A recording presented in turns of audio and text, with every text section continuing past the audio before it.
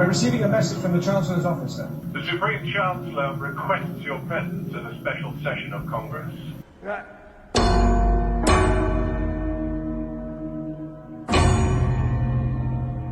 Welcome to the Positively Star Wars Senate podcast. This is Obi-Wan Kenobi. May the Force be with you. Looky, Senator. Decent Jedi arriving. Let's make this our best show ever. I will sign no treaty, Senator.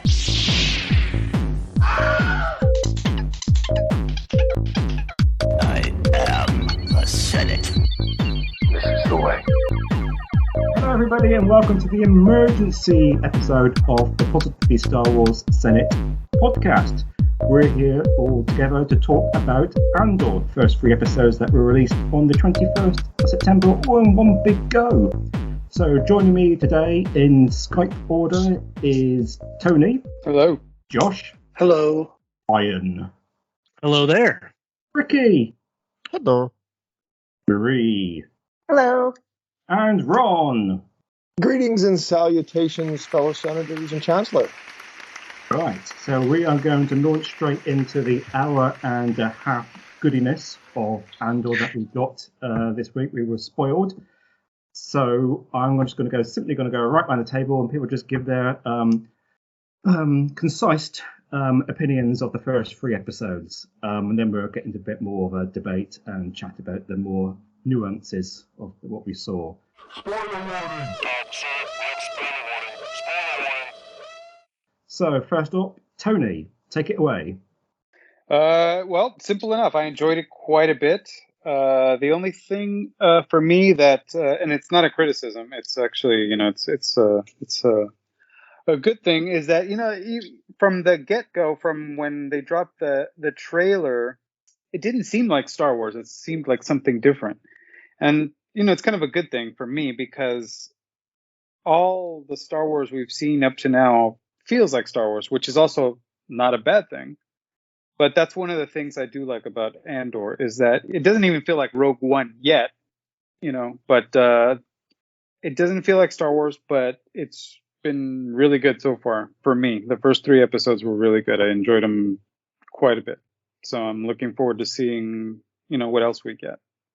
And that's my concise description. That's very concise. I should call you very concise. That's how I felt about the episodes. Okay, Josh. I thoroughly enjoyed it as well. I agree with Tony that, it not necessarily feels like the Star Wars that we're used to, but that's not necessarily a bad thing either. I mean, what's wrong with having a little bit of a different kind of Star Wars than we're used to and go see new places and explore new things that we haven't really explored in this, universe before. So I'm looking forward to seeing what they bring to us in this series. Okay, excellent. Ryan. So I definitely enjoyed it. But to be honest, I'm not going to deny that it was slow. It was kind of slow to start, but, I'm just telling myself, well, this is a 12 episode season 1. They have a long story to tell. I mean, they have slow episodes and, Netflix and Disney Plus series that are 6 or 10 episodes. So it was slow. I could tell they're building a lot of things. This isn't going to be like Mandalorian video game style, where every episode's a cliffhanger and there's side quests all over the place. Like, this is going to be a straight Star Wars story. And I really do. And it's what I was hoping for originally, is that it focuses on a smaller scale almost, like, because we really got to see how, people were affected by the Empire. They're on this planet. They're doing all this, pretty much low labor work just to barely get by. And when something like the Empire shows up or it's still related to them, they kind of all go against it. They have ways to communicate with each other. So I definitely liked the smaller scale. I've been wanting to see the uprising, and I feel like this is going to get to it. So it was really good. But yeah, that's what I definitely enjoyed about it. I'm not going to deny that it wasn't slow. I might have nodded off for a second or two. My wife had to poke me, but I still very much enjoyed it. I love the story. The visual, even though it's kind of a small scale, it feels like really, really big visuals. So that's how I felt on it. And I got a question maybe after, but I'm honestly confused on when people say it doesn't feel like Star Wars. I've never understood that. Maybe we can touch on it after because I don't want to create a big. Yeah. Well, I don't want to create a big discussion in the middle of everything. So I just don't understand what is Star Wars. I don't know. But use that as the first talking point, perhaps after we've gone round everybody briefly. Yeah, well, we definitely got to talk about the show. I don't want to butt in. So, but yeah, very good. Slow to start. They got a nice story to tell about the uprising, so I'm excited where it's going. Okay, Ricky. I don't think it felt like Star Wars at all. Yeah. No, I liked it. I do have some gripes about certain decisions they made in the content wise, but yeah, I'm just hoping it picks up. I miss the stormtroopers and flying through space and all that stuff like that, which we do get from Mando, which Mando's not really high on my list either, but yeah, no, I like all the actors are amazing in it. Story wise, the writing's great. Just a little nitpicks here and there from it. I do think I'm gonna have to go back and revisit it quite often so I can just wrap my head around stuff because timeline wise I'm kind of trying to figure things out. But hopefully when the season rolls out more, questions will be answered and maybe it'll get a little higher on my list. But yeah, I mean it was fine. It was like I felt like I was watching an Amazon show of random stuff. But yeah, no, it was good. I guess we'll get more into it. I'll explain to Ryan why it doesn't feel like Star Wars to me. I'm ready. Hold fire.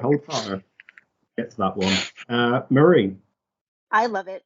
It felt like Star Wars to me, but I'm used to a lot of the expanded universe / legends / old style fiction, which involves pieces of the Empire, like the corporate sector, where the Imperials don't really have a presence, but their presence is definitely felt. So that's what it felt like to me, like one of the old, like an old Brian Daly story or something.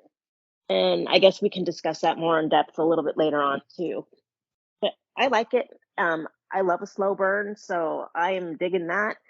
And yeah, in total, I love it, and I love Diego Luna, so that's another thing too. Like I really think that Cassian Andor particularly is a very compelling figure.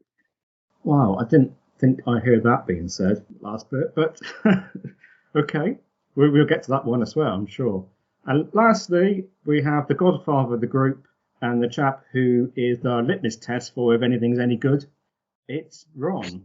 I will be the dissenting senator amongst the group, maybe say for let's get rid of him. Maria just like, no, I loved it. I absolutely enjoyed it. I was looking forward to it all day. Came home, sat down, settled in, and watched myself about an hour and a half worth of new Star Wars content, and I found myself enjoying it. I get where people can try to want to, because it's easy to do, find something to complain about in terms of finding something saying it doesn't feel like Star Wars because it's not those characters, but it is. It's a Star Wars story, and I knew where it's going. I know a lot about it in that sense.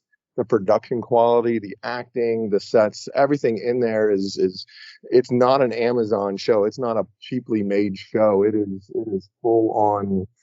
Well, very well done. I enjoyed myself thoroughly. I'm looking forward to talking about the not the minutia of how it's made and what's going into it and all that, but the Star Wars story that's unfolding in front of us and how it's in this universe, how it's in this galaxy that we know and love, and the impact, the ramifications, how it's going to lead to the ultimate end game that we know. It has the same sort of prequel trilogy issue of, well, we know how this ends. There's never going to be some concerns of his safety or whatever, but it was very intriguing. I found it highly entertaining and enjoyed the heck out of it. I've seen it twice, all 3 episodes, and looking forward to chatting about it with the senators because it was good.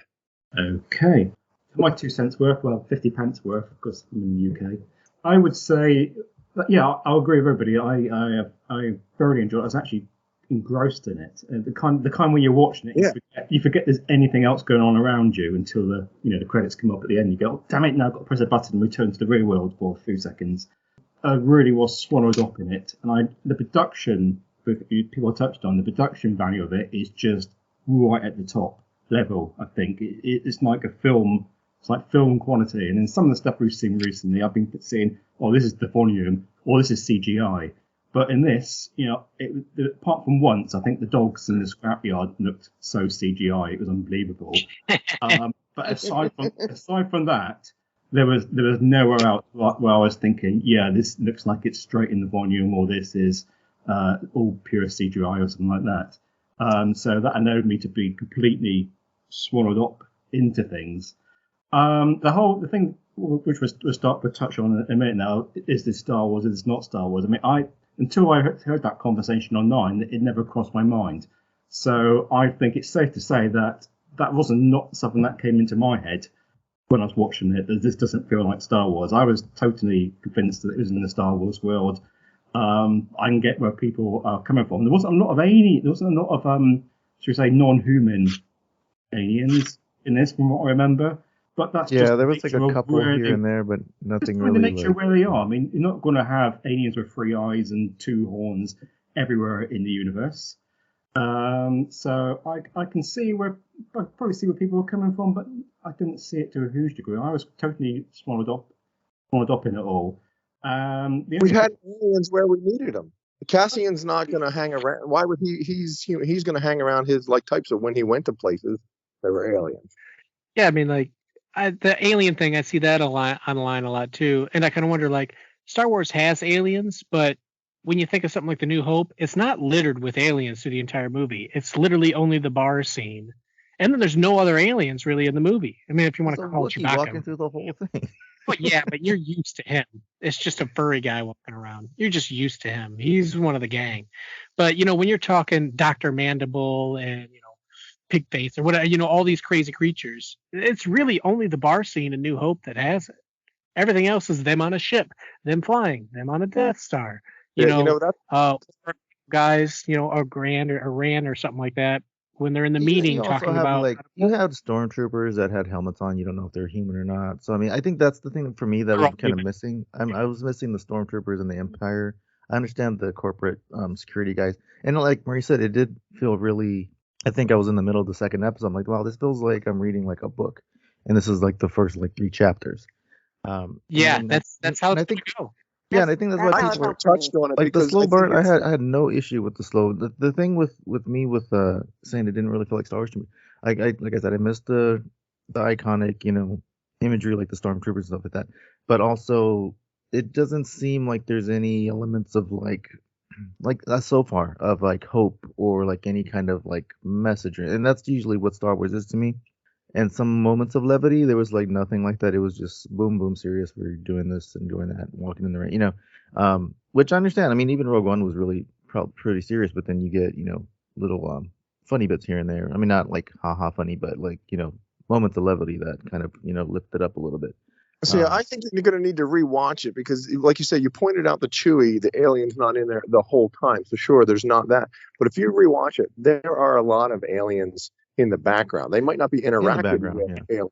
The droid I love. Definitely.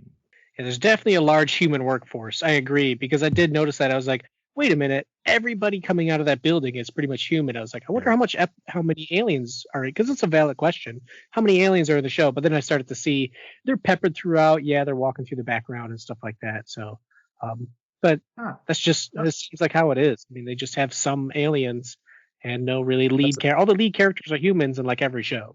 Yeah, it's a nitpick that you're picking. That's my first question, actually. It's somewhat slightly different. Quick question, segment, sideway, what it was called. Why were they picking up all these gloves before they went in and out this building? Yeah, what was that? They kept. What's that all about? Yeah. Does anybody know? I got confused. We're definitely all really focusing on the gloves. Well, they're probably sharing work gloves. Unfortunately, but they don't all get their own pair. They got to share. Don't take them home. It felt like they were the end of the shift. The doors open. They all come out like they were coming out of the coal mine, and then they put their gloves on. Right? Yeah. It wasn't that they were going to work and put the gloves on. They were done with that. Or no, they were going to work because he. They were in a holding area when they went out to get their gloves. Maybe that was I think the scrapyard is outside, and maybe that was almost like a housing community. Maybe. But I noticed that too. It's they're putting gloves. But then, like, it was pouring rain the night before, and then all the gloves are dry, and they're outside. So. They had a- No, it was pouring rain on a on completely different planet. Oh, that's a different planet. Yeah, That's right. yeah, it's a different planet. So, yeah, I thought it's like, I don't know, they change off shifts, and I guess they have to share equipment because there's just not enough to go It around. just felt odd that they kept like focusing on the gloves. I'm like, what's the significance of these gloves? I thought that was One going square was somewhere missing because- gloves because Cassian wasn't working. Is what I took. One square is missing gloves. Maybe they're contaminated. You don't want to take them with. You don't want to take them. Put those gloves back, Would've thought- Cassian. Those are the gloves that he thought has to the share with everybody Empire was else. worried about safety. Well, it's not the Empire. It's still their own little corporate sector thing. Yeah, so. well, I mean, Empire. I guess that's one of my questions too. And I only watched it once. I wish I would have watched it twice, but I only watched it once. But what was the? I don't know. I guess is it just like a security company that's employed, like it's outsourced by the Empire almost, maybe because that's what they made it seem. Ryan, you know what it reminded me of? Like you just read what was it? The Obi-Wan and Anakin book. What was that? Brotherhood? Brotherhood. The faction of security guards on that planet. That's what it kind of reminded me of. Like it's its own little thing. But granted, that was during the Republic. That was a neutral planet, right? Because the Neomodians say that they claim they're a neutral planet, and it's their security. Yeah, but I just akin to something like that, where it's like they have these factions of security officers. Yeah. I think it's a business. I think it's like a business is doing work with the Empire, or maybe tearing down these ships, or they just own a junkyard, and they employed by them, and they employ their own security. They're not like a mining guild it's kind of thing. Well, think of it like someone's working for the American government, and they're not like, well, we need American troops to protect us. They're like, we'll just hire our own security. Pretty much. That's how I picture. They're basically the Empire's version From of a BlackRock. munitions standpoint, you can't have the Empire because if the Empire's there, then everybody's going to complain. Well, bring the whole force, or they could be much more. So they need this sort of security, this rent-a-cop, this rent-a-firm, BlackRock type of thing, whatever, that can have some of its issues. Because if the commanding guy is listened to and his subordinate, just writes up a report and it's an accident, you don't have the intrigue that goes on. So yeah. That's why he's like, just drop it and don't, do anything, because then they're going to start looking into our supervisors and it's going to affect everyone's pockets. Yeah. Yeah, and while he's right, the subordinate guy that does go look funny is actually absolutely right too, because he does investigate. He does find that it's happening. He does realize there's more to it, but gets caught up in it all and gets.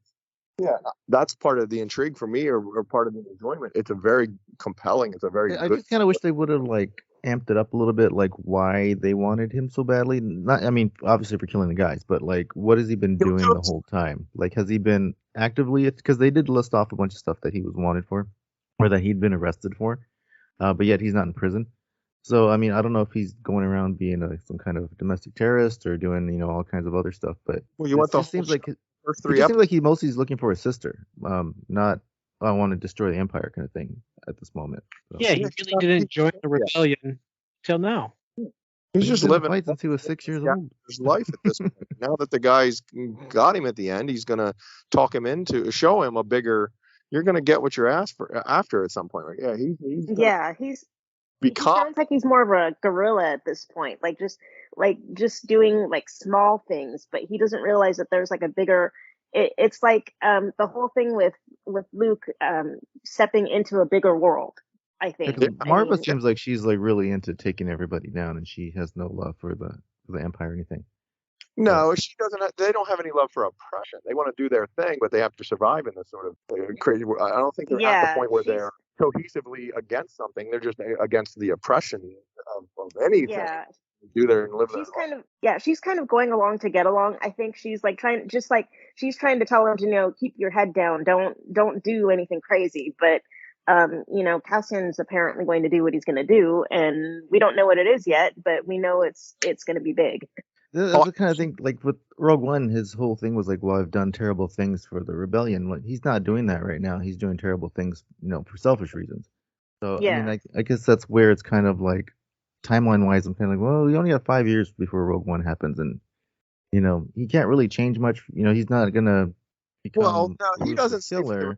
He says some of us have been in this fight for a long time. The fight against oppression, the fight against things. That's why he joining Jin and seeing that I thought we he says okay, we've come all on, done terrible things for the you know, rebellion.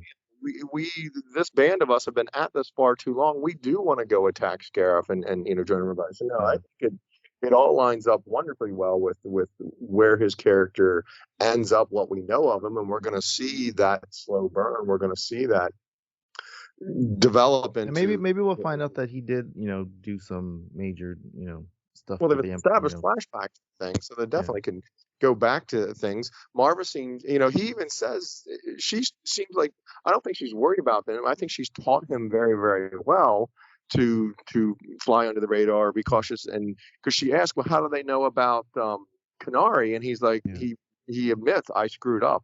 It was me.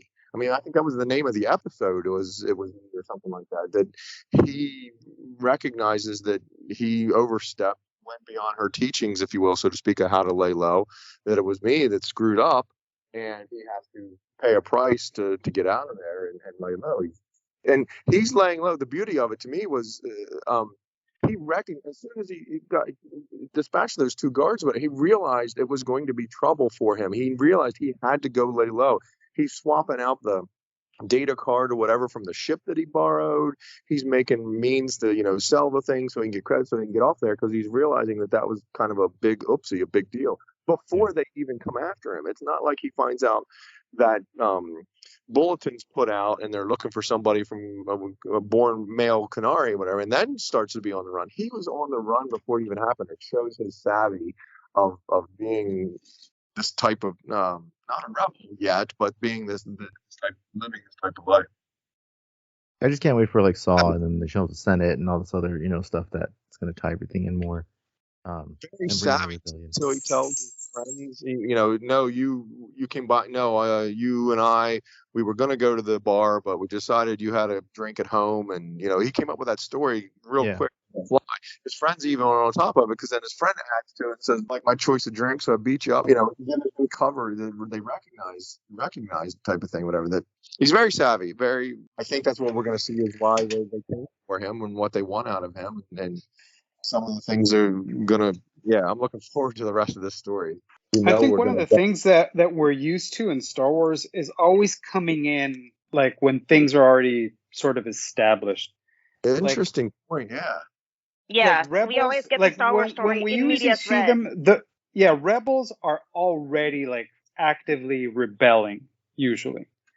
At this point, and the thing is that there's different levels of rebellion. You know what I mean? There's like the standard rebellion that we're used to, but then how did we get there? How did these people get to leave their just everyday lives like we're seeing right now in Andor? All these people are just, they're working their day-to-day jobs. They go to the bar after, regular everyday stuff. But how do they go from that to actively fighting, infiltrating the Empire? It'd be kind of cool if some of those guys that he works with ended up being some of the dudes from Rogue One that were in his squad, that go to Scarif. I think nice. That would be, yeah. We're gonna be collecting people as we go. I think, because it's about building the rebellion. I mean, Cassian, from what I can tell at the moment, he's already in his own way rebelling against the Empire. From the time he was little, in those first those scenes when he's a kid, when they're living in the jungle, like, what's that about? There's no parents. They're just kids living Lord of the Flies style in the jungle. So something happened there. He's not quite 6. Well, then they said they hung his father too, but that was in the exactly. town later. I think they mean his adoptive father, not the other guy, not his actual Mara's dad. partner. Marva's husband. Made a kind of thinking, he said I've been seeing people hung up on the fuck. Well, he said he been in it since he was 6. Okay, but something happened. I mean, he wasn't actively maybe fighting, but I think what he's referring to, that he's been in this fight, maybe not as an active fighter, but he's been being affected by this fight, this rebellion against the Empire. Well, yes, because think about it. Since he was 6. So if you look at where they were with the kids, something happened to them that left them without parents. Maybe when he was 6, let's say, right? Something happened. They all became orphans. There was a mining disaster on that planet or whatever, on Canary or wherever they were. and that's where it begins for him. He has to become a survivor. He's doing whatever he needs to do to survive, and it's obviously doing black market kind of stuff. He maybe necessarily, like, to Ricky's point, hasn't done like really bad things yet, but it's coming. It's building. There's an anger that that's building in him, that he has to live this way. He didn't choose to just submit and go get maybe a regular job. He's like, no, I'm gonna do black market stuff against the Empire to survive. I'm gonna feed off of them. They're not gonna take from me. I'm gonna take from them. And you said it, the planet was stripped, and he's not he's picked up by Marva and her, his dad or whoever, scavengers of sorts. So they're teaching, and he's 6 or he's maybe 10 at that age. So they're teaching him how to survive and how to do all these things and how to, just all that. I'm just curious why she says the Republic's going to come and kill you. Like, that it's the Republic, it's not the Empire. So I don't know if there's like going to be like showing the transitional period between, separatist. Yeah, I've just reading about this. I just googled some Andor Easter eggs, and because that's one of the questions I asked, I got confused about. Why she said the Republic will come in, but they say that here there's that was a separatist ship that came down on Canary, and that when she said Republic officer, that was actually that was a mistake in the script. But they're saying that those insignias were clearly separatist stuff. And that's why he was saying he's been in the battle. And I can see that planet like being caught in the middle of a Clone Wars battle, and then it wasn't recently stripped. That mining operation, it had been stripped for a very long time. It had been under some oppression or some sort of takeover and stripping the planet and all the people in the mine for a very long time. So I got no problems with that aspect of his background and his savviness of they've obviously understood, because they got on the ship and knew what parts to steal, and Marvin's like, there's gonna be good things up here, there's gonna be good things, and the dude's like, we've got about 20 minutes to get out of here, and they're still collecting, and she rescues him, and he's obviously seen that insignia or seen something that he's Cassian's upset, kid Cassian Cassa, because he's just frustrated and taking it out on all that equipment in there. That I think it's a lovely background story for him that sets him on his path and sets us up for what we see in the next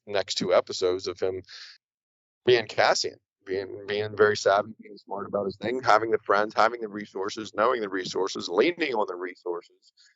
Between Bix, between Brasso, I think was his friend that he told the story to. It's hard keeping everybody characters straight, but a lot of characters. Somebody mentioned about some of his friends. I think they take him off planet. So do you think he comes back and tells some of them, or does he end up making friends? I think we're going to see a lot of planet hopping or places all over that he's going to make a lot of friends. He's going to make a lot of acquaintances, but have very few true Bix and Brasso like friends that truly know him or know a lot about him, because Bix knew an awful lot about him. Yeah. Quick question. I remember reading or hearing. Okay, the whole Andor series is 5 years before Rogue One, but my understanding, and correct me if I'm wrong, was that the first season would cover 4 years, and each 3 episodes was going to be like a year in time. So I think like the next episode will skip ahead a year, and then it'll be 3 episodes, and then it'll skip ahead a year before Battle of Yavin. So by the end of the first season, 4 years will have gone by, and then the second season is just going to be the 1 year leading up to Rogue One. That's my understanding. No, you have it backwards. No, you have it backwards. It's backwards. The first season, the first season is 1 year. The second season is 4 years. Okay, gotcha. All right then. Oh, I love the fact that they actually used BBY. And my wife, and it never even crossed my mind. My wife is like, "What does that even mean?" And I'm like, "Oh, it's like so obvious to us, or It's really legend. It's only people who's read the books, who's read the legend books, the expanded universe, that even knows what BBY is. Because now she's like, I've seen all these articles about BBY, and I'm like, it's before Battle of Yavin. What are you talking about? And it just snaps. We have to realize that not everybody gets it, type of thing. I was literally like, oh my God. Like, what's Yavin? Yeah. Yeah, it's that too. And it's just like, oh, the Death Star. Well, yeah, Yavin 4, and I just have to realize not everybody knows what BBY is. And it was just, I love that they use it and now it becomes popular. And that they actually use BBY because Disney was actually using, and with some references books, they were using before and after the battle of whatever the one, Force One, Force Battle of Awakens. Scarif? No, Force Awakens. That the Hosnian, Oh, it's the Force Hosnian disaster. Oh, the Hosnian It was Prime, like yeah. the Hosnian and after Hosnian. So they're actually using that for a while, and it made it very confusing to figure out the Were time they doing that between for OT era episode stuff? 6 and 7. No, they've always used BBY. No, I Because know. they're I'm like, talking about the oh, Hosnian thing. I don't think I've ever seen that on anywhere. The books and stuff. Yeah, I've definitely seen. To me, it was not an old guy construct, but it has been around for a while. And to Ryan's point, that those that know it, but those that don't have no idea. I remember, I think it was a self screening, some movie screening, and they were doing a trivia contest ahead of time, and they're asking pretty much easy ones for the kids and all this sort of stuff. And the guy asks, what does BBY mean? And it's crickets in this large room. And I knew the answer. I knew the answers to all the things, whatever. But so I'm not trying to chime in and be a prize or whatever. But it's crickets in the room. Nobody knows what it is, and I'm just like, okay, well, wait a minute. We can't have a big giant room full of Star Wars fans for this premiere of a movie and not know what this is. So I answered it, and he's like, "Oh, good job, congratulations." I'm just like, wait. I'm like, Brian, I thought this is everybody. common knowledge. Yeah, I think it's common thing, but it's not Apparently in not. sequels. It's not in episode 1, 2, or 3 where they talk about how much it was a thing fans talked about, so we understood timelines. It was in some of the books, as I understand it, and yeah, so I think that's where it came from. It was like the books, the comics, things like that. It's all the expanded stuff. People would make a timeline, and then you could see it. So yeah, I'm happy Disney's embracing it as well. We forget how big. And not even. Yeah, not even Mando does it. Like they offhandedly did it. Like, oh yeah, you mean when the Empire fell 5 years ago? That's even though that would be like 9 ABY type of thing. So, but that's how I build like a lot of my timelines. It becomes very confusing they do type of thing. But yeah, they use BBY now. It's kind of more people are picking up on the numbering system. I'm like, oh great, man. This I'm very happy that. Yeah. Something that I thought was kind of knowledge. I'm like, oh, so that's what we got to remember to take ourselves out of Star Wars. To that point, it's really funny because I was watching it subtitled in Spanish, and ABY is actually before Battle of Yavin in Spanish. I was like, wait, why is this taking place after the Battle of Yavin? Until I realized, oh wait, no, it's antes de la batalla de Yavin, which means before Battle of Yavin in Spanish. Oh, I'm sitting there go, it was really funny, but it took me out of it for a minute. No. Yeah. So in Spanish it would be ABY and DBY. And DBY, yeah, and exactly. I think it was very important that they use that. So when they do show time jumps, like when season 2 starts, it's going to be for BBY, and when they do make it, because they're not going to replace the actors when they do a 2 or 3 year, 1 or 2 year jump or something. They're going to keep them all the same. Like other shows going right now, they're doing time jumps, but like they're going to keep them the same. But to show that a year has passed and that things have changed, instead of being like, why is his ship different? Why is this? It's just gonna be like, oh, we've jumped a year. I think so we're definitely I think the flashbacks because there's scenes where he doesn't have a mustache. So yeah, they're definitely jumping. We're gonna get flashbacks. He's gonna have to shave it to do his identity and everything. Oh, maybe that's true. It's now I don't want to say canon, but it's now thing that's going to get used more and more. And Yavin makes way more sense than Hosnian because Yavin was the rebels. Solidifying and coming together, Scarif more so than anything, but that Battle of Yavin and actually having their first success and against the Death Star in a major way would be a monumentous point in time for the for everyone to sort of know about. So I think it makes. I really hope they do embrace it and use it more and more because it makes sense as a timeline piece for everyone to get a handle on where things are happening.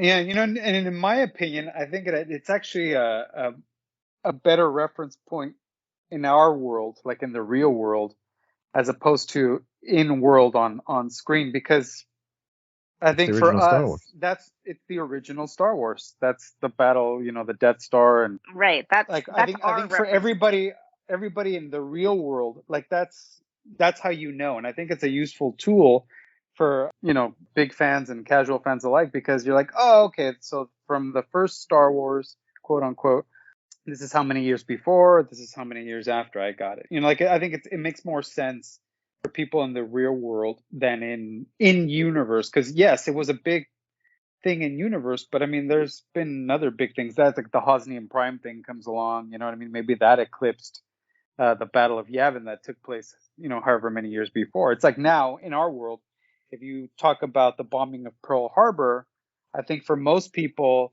9/11 is a bigger event than Pearl Harbor. You know what I mean? Time Well, for passes. most people that are alive now, 9/11, Yeah, because we will have lived through that, Exactly. or Yeah, like that's my gonna. mom's generation So would have been like Kennedy's assassination. Like right, we have right. to find that like generational reference point for like Yes. our So that's why I'm generation, saying. be the Battle No, of go on. Yavin or whatever.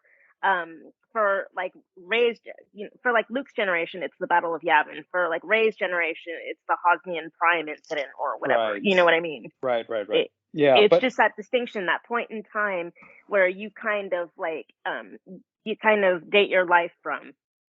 Like, oh, this is but I like think this it's is more what Tupac useful died. for the real world for that reason. Right. You know what I mean? The It's guy more that was useful on, for us in the real world.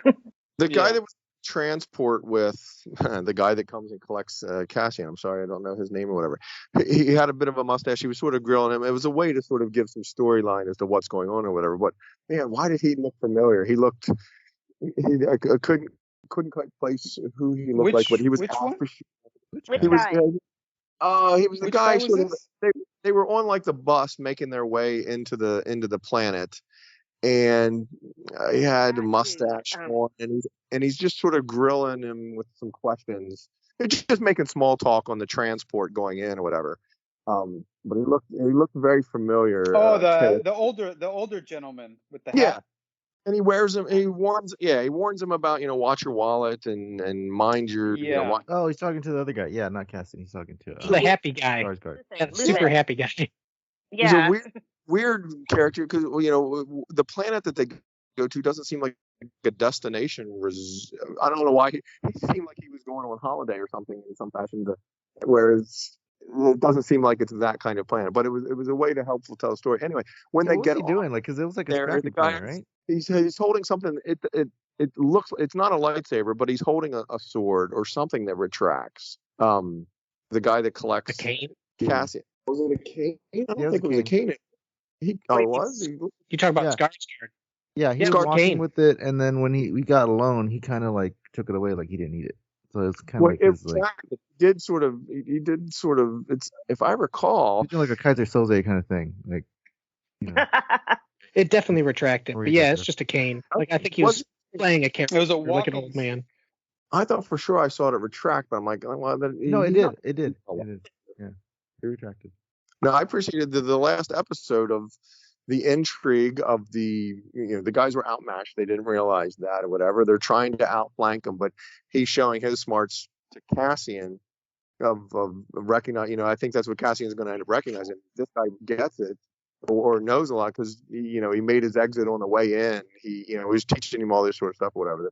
I really enjoyed that sort of very quick mentorship, if you will, of there's a fight, but don't you want to fight these bastards for real? Don't you want to really get into this and Yeah. see how Cassian's going to all of his life experiences, all of his loss up until this point or whatever is going to affect him and burn him into the Cassian that we've seen.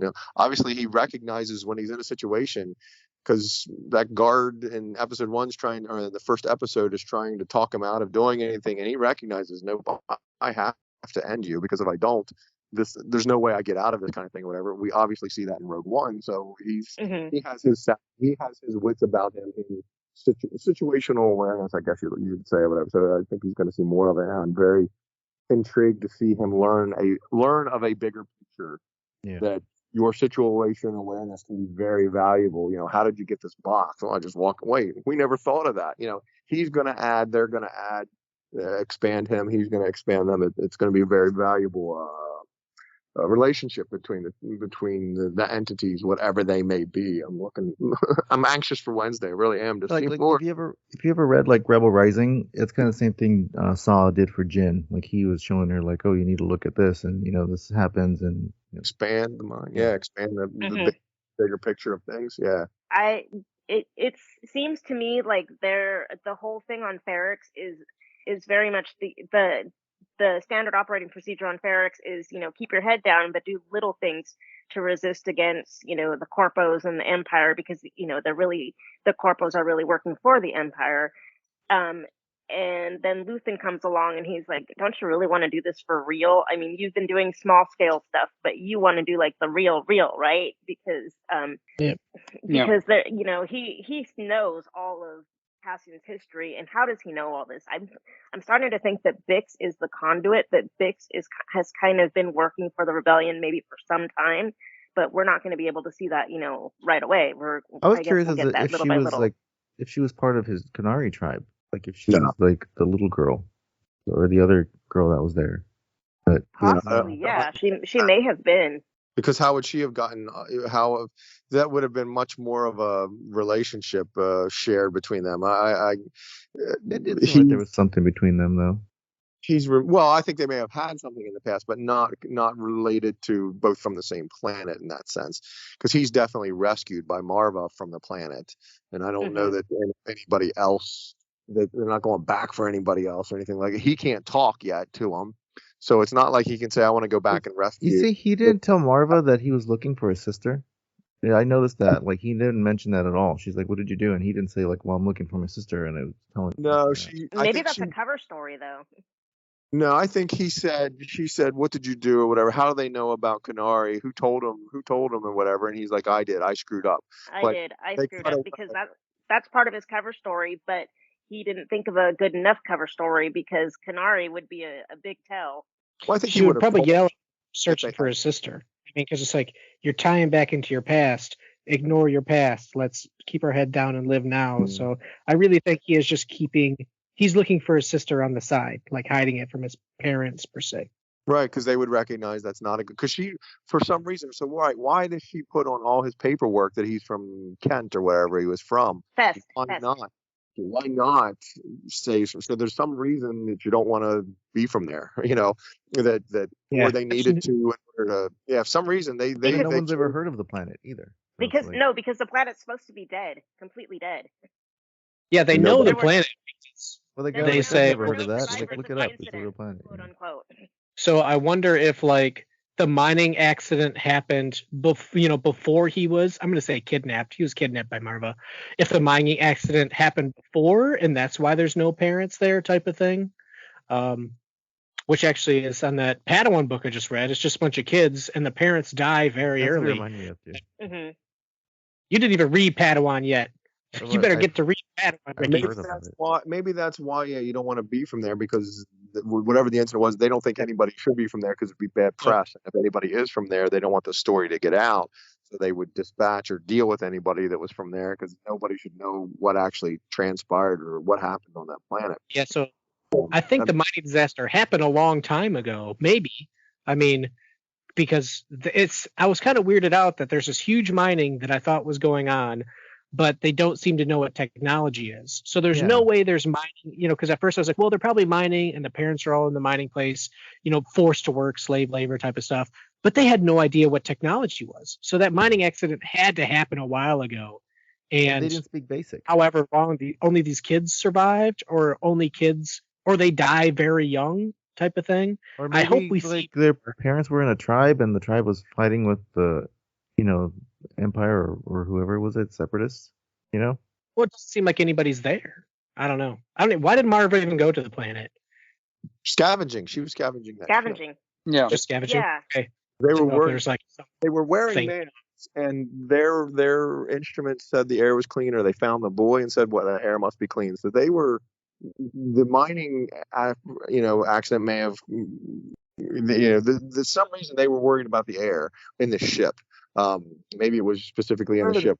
We don't know if they had. Ship crashed. They're supposed to explode. Yeah, the ship crashed at the beginning. So was she worried about the air? Or they worried about the air in the ship or the air on the planet itself? Was that part of the mining thing? Whatever. The tribe, the Canary people, could have been very basic like that, not had technology. The mining operation brought technology, but that doesn't mean they wouldn't have to need to know about it. I don't think the natives were mining. I think somebody found out they were like the Ewoks in the situation. Yeah, they were like the Ewoks in some fashion. Yeah. More so that he learned basic real quick. Or pretty verbose. He's got pretty good vocabulary, it would seem. I appreciated the landing ships for the North Team, East Team, and West Team, or whatever they did. Were very Republic looking. They were small. They were very. They only held 6 or 8 people. It looked like, but they were They were those tiny. Republic troop gunship type things or whatever. Yeah. Just dropship. It reminded me of like the action figure vehicles. You just cram up like 5 figures in there. Then you Yeah, fly around. exactly. I love the cleverness of the guys. They like towed, they tied the ship to an anchor or whatever. That was a clever, rebellious sort of a guerrilla type move that seemed to work. Obviously, it worked because they dispatched a ship, but they knew what they needed to do. But yeah, the ship that crashed, do you think she was involved in like shooting it down, or was it like a teammate of hers that crashed? Oh, interesting. Is that why they went to scavenge it? What battle was Yeah. going on to make them crash it? Like, how did she know that ship crashed? And it seemed like a totally unfamiliar planet because, like you said, well, they're like, well, the air's good, which we don't see enough of in Star Wars because everyone's just like, all these planets are breathable. And it's like, well, because we don't see stories of them where they die. When they see the ship scream across the sky and hear it crash to when they actually then decide to, that we don't really know how much time happens in between when it Well, those crashed guys are and still when they alive. decide to check it out. So there could be some. She could be either, if it happens the next day, then yeah, she had to be involved with. Marva had to be involved with crashing it in some fashion, or if there's some weeks before they finally decide to mount up and go check it out. But the bodies would have decomposed. Yeah, it does Yeah, no, the guy was still crawling around alive. the guys Yeah, that's true. have to be right. So that forces the timeline of that ship crash and their expedition to it, and Marva's there within a day or two, right quick.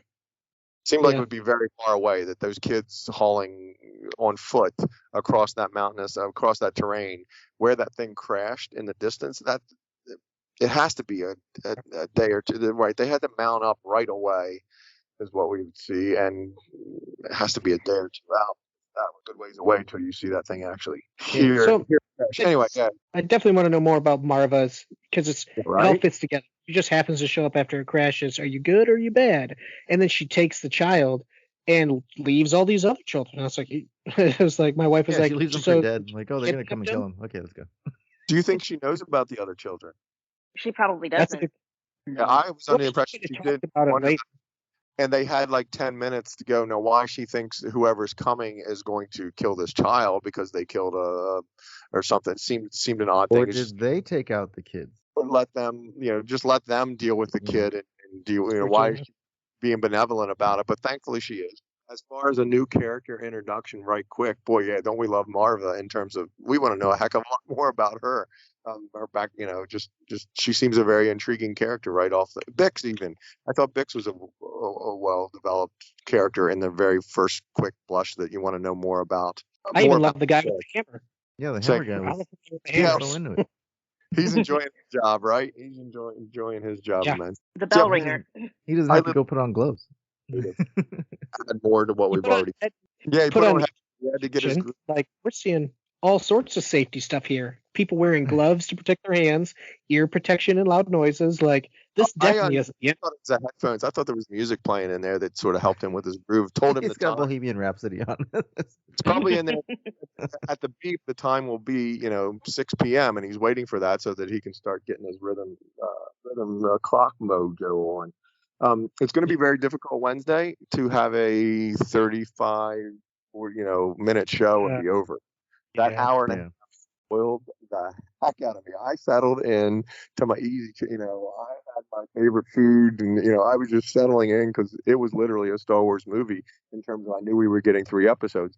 I was teased we all were because to look at them, they were like 40 some odd minutes or something ridiculous. But there's a boatload of stuff ahead of time, and there's even more a cruise ship worth amount of stuff at the end.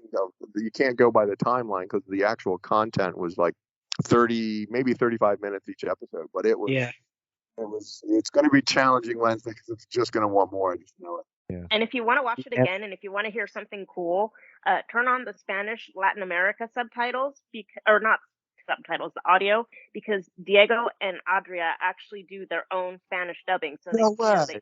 they do. Diego and Adria are both doing the Spanish dubbing, but for Latin America only, not the Spain one. The if you put Spanish, it's not going to Good on be. the actors. Yeah, good on the actors to take their time to want you to do that. The other person that you're saying, what character is she? Bix. Bix. Cool. No, that is awesome. That's a neat tidbit for sure. Yeah, watch it because it brings something extra to the performance. And if you put the subtitles on, you might get something a little extra out of the way they're saying things and the way they put things. It adds kind of like another layer to the storytelling and the story that they're telling and the kind of real world implications of what they're saying. It's really neat. Plus, they get to, as actors, they get to act. You know, what am I trying to say? That their characterization of the character they're playing gets to come through. It's not somebody else interpreting what they're saying and just saying it in Spanish. Yeah, it's them. There's genuine that to it. So those people that listen to that audio track are getting the genuine. So that's wonderful. I just love that He actually did his own dub for Rogue One as well. So if you listen to the Latin America Spanish dub for Rogue One, it's Diego Luna's voice as Cassian as well. Mm-hmm.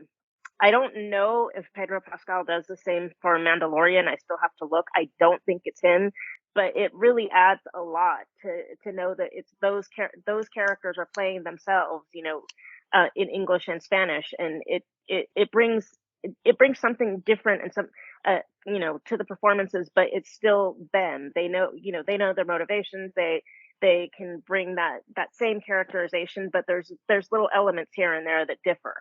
That's really cool that they did that. Hey, I put it out on our Twitter, just our listeners to see if because I was feeling a certain way about the show. So like I put out what are their thoughts. So I just wanted to read a couple off here because I promised some people I would.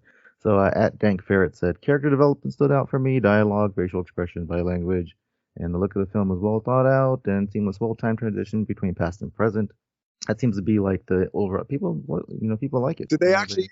They say look of the film. Is that what's look at the film? So I guess they look at the film. Right there just screams how well they did. They didn't say look at the show. They thought they were watching a film with 2 interruptions, as you have those intermissions, as Steven said, that brought you back into the real world. It looked really good. Like I said, my only couple gripes was just the language that was in there and some of the adult stuff, but which I didn't think the story needed, personally. But I mean, it's in there, whatever. So I liked that gritty feeling. It was enough. Gritty's fine. I'm fine with gritty. It's almost like going back and watching animated shows as adult, and you're like, God, man, how did I watch that as a kid?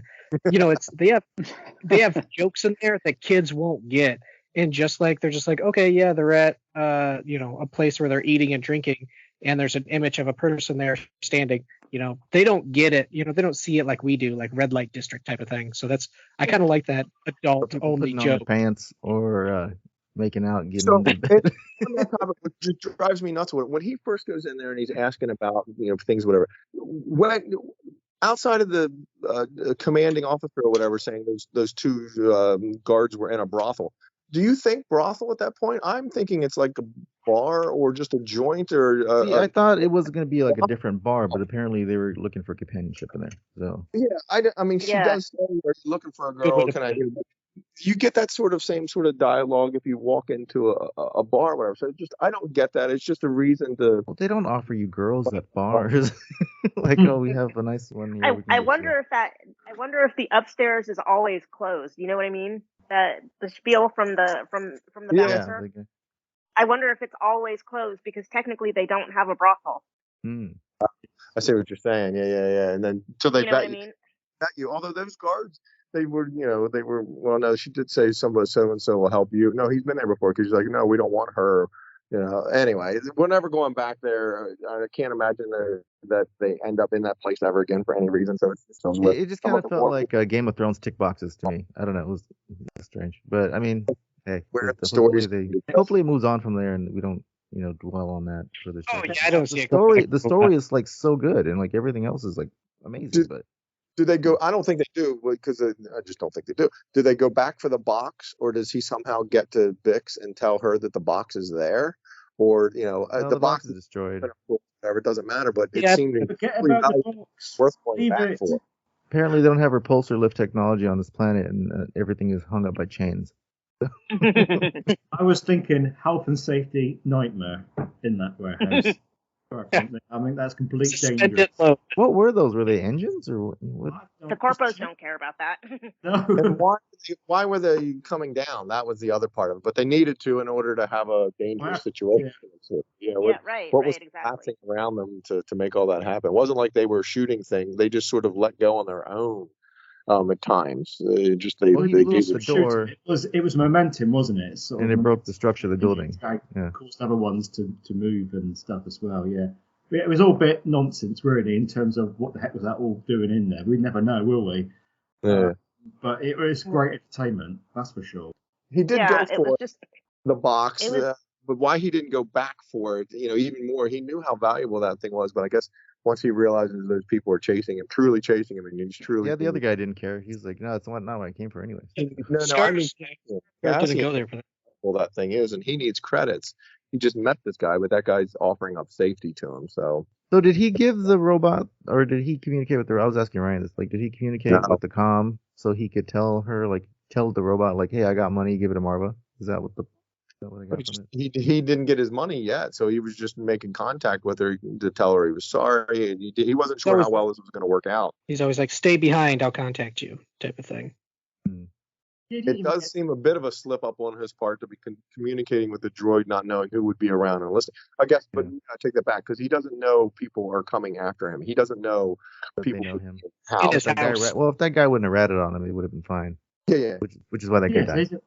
He didn't actually get the money. I mean, I could imagine the one character name I couldn't remember. Tim with two M's. Tim's dead. Yeah, poor Tim. Tim, stupid Tim. So that's what you get, Tim, for backstabbing people. Snitches get stitches. Yeah, Bye.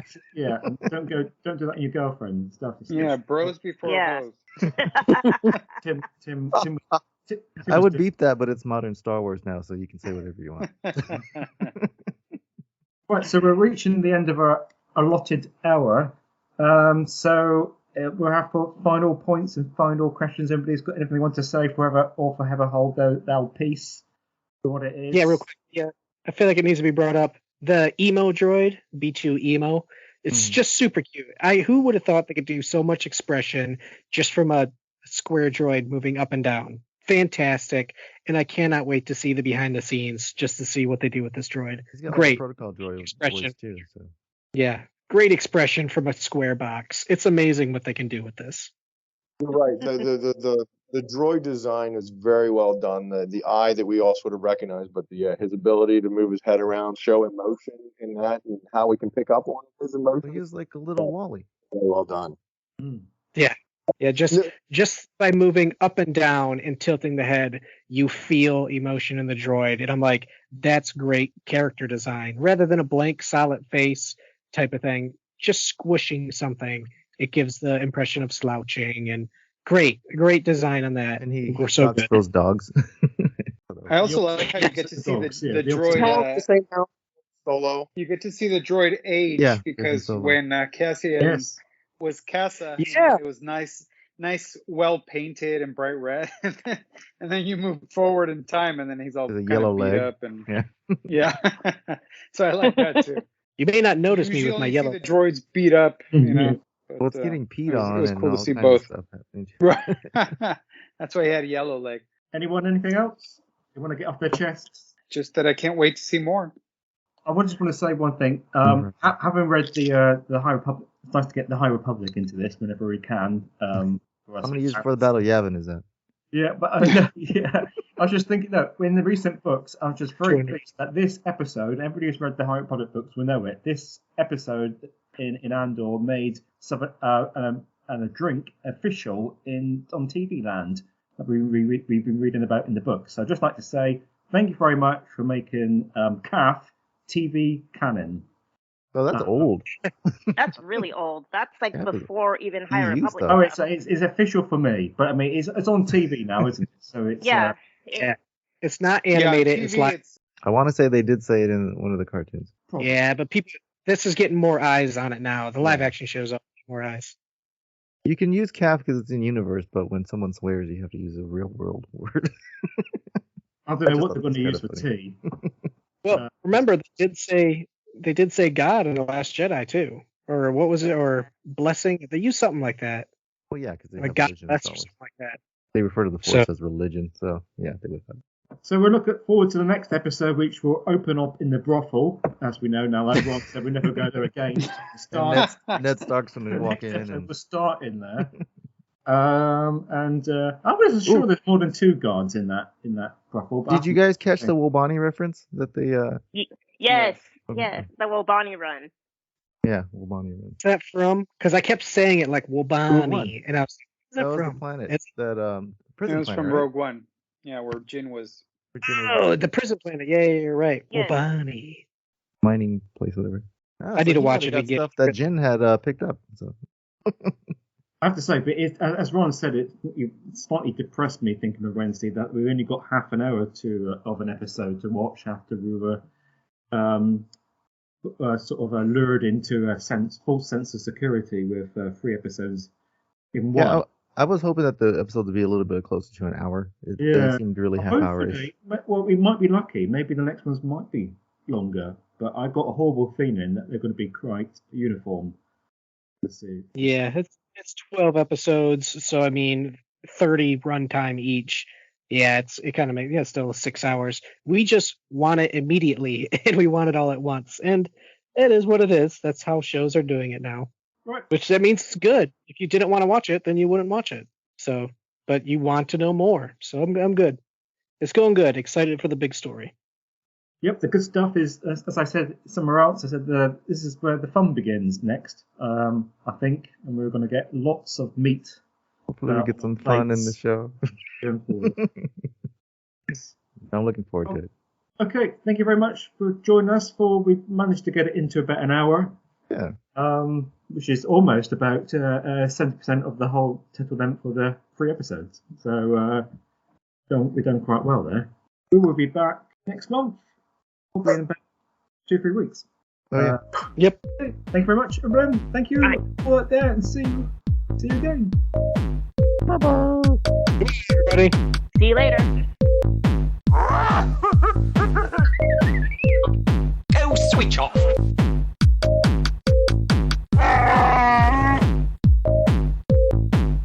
I am the Senate. Be sure to follow us online. We're at Facebook at PSW Senate.